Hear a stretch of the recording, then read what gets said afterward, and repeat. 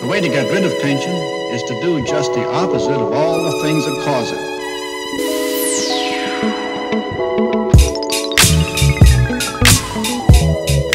Hello everyone, this is Hugo from Ichiban Painting, and today we're going to be looking at OSL. So basically, for those of you that don't know what OSL means Object Source Lighting.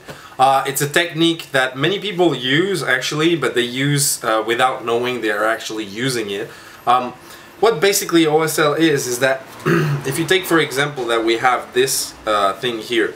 OSL means this is the object and there's going to be a source of light that's going to illuminate this object. For example, if we're talking about zenith, which is the sunshine, so a zenithal OSL means the sunshine would be probably around here on top of the model, and it would be shooting light on top of the model, which means that normally when you're painting, because we're painting so small miniatures that you really need to fake this light. If you would be painting a huge model, like say for a Titan, you don't need to be as bold with your object source lighting. Of course it's going to give a nice technique, but since the object is already big, it's going to reflect light and it's going to create shadow by itself. But when you're talking about a small miniature, it's not normally going to do that. So which means that in fact that if I would want to recreate this kind of object source lighting, I would be painting it a lighter color here on top and a darker shade of color down to the bottom of the model to create that effect. So this is for normal, you know, the kind of object source lighting that most people use when they are not aware that they are actually using it. Well, a common technique, and I did talk about this a lot, is going to be to shoot the whole miniature darker color. Like for example, if I always talk about blues because I'm doing a shit ton of ultramarines now, but for example I would paint the whole model over a black base coat. I would paint it midnight blue, and then after that from the top I would be shooting some ultramarine blue, and then after that I would go a little bit on an angle so that you have a gradient here of the ultramarine blue switching and fading away to the midnight blue. This is the normal OSL. So when you're using the airbrush and you're shooting it like this, it's called Zenithal OSL. But what I want to talk about is different kind of OSLs. OSL from a different source of lighting. So you're going to have your OSL from your normal sunshine, but sometimes if you're painting, for example, Space Marines, you have power weapons. If you're in the fantasy world, you're going to have maybe a mage holding a crystal or a flame or something like that, or you're going to have many types of source of light that you can do the effect to create on your miniature. For example, if I would be holding here like this, if I would be holding some kind of fire, then obviously my chest here and my arm here and my hands around here would be illuminated, or the light would be hitting these areas. If it's skin tone, the OSL won't be really strong because skin doesn't reflect color that much.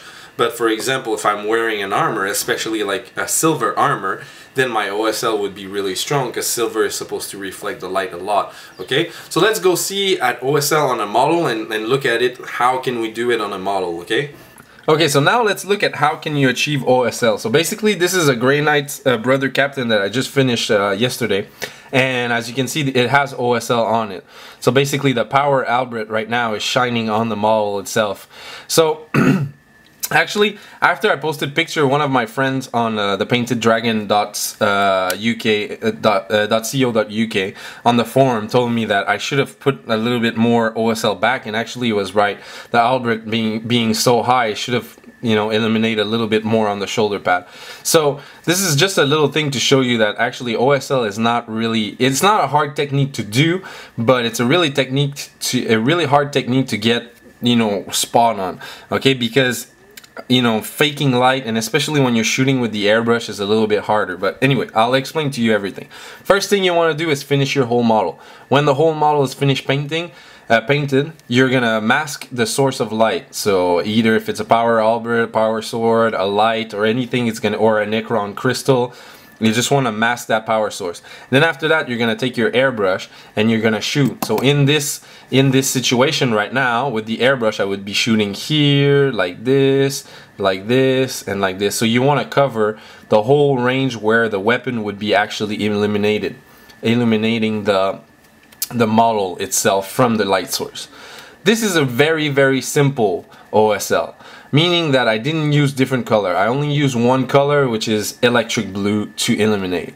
If you want to do a little bit more complicated OSL, it's really easy. For example, now the light source is bluish and white. What you could have done is actually you could have shot the model with some electric blue, which is the first color in the power source. Then after that, shoot the OSL with electric blue like this, that's on the model right now, and do some touch up in some areas with white. Like for example, here you could do a spot of white here, on the hand here, and on the shoulder pad here, just to give it a little bit more, you know, dimension to it, and a little bit more of a real light effect. But this suffice also. If you want to do it simple, you can do it like this.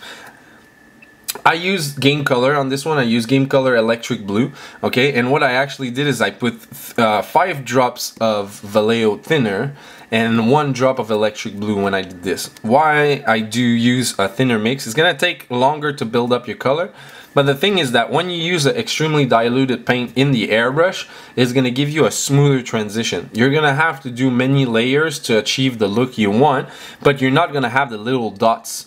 Okay, when you spray a little bit thicker mix of paint, it's gonna actually do dots, and it's not gonna look like a smooth shading, but it's more gonna look like you sprayed it with an airbrush. So it's not actually OSL, but it's look like you sprayed something with your airbrush. So really easy to mess it up.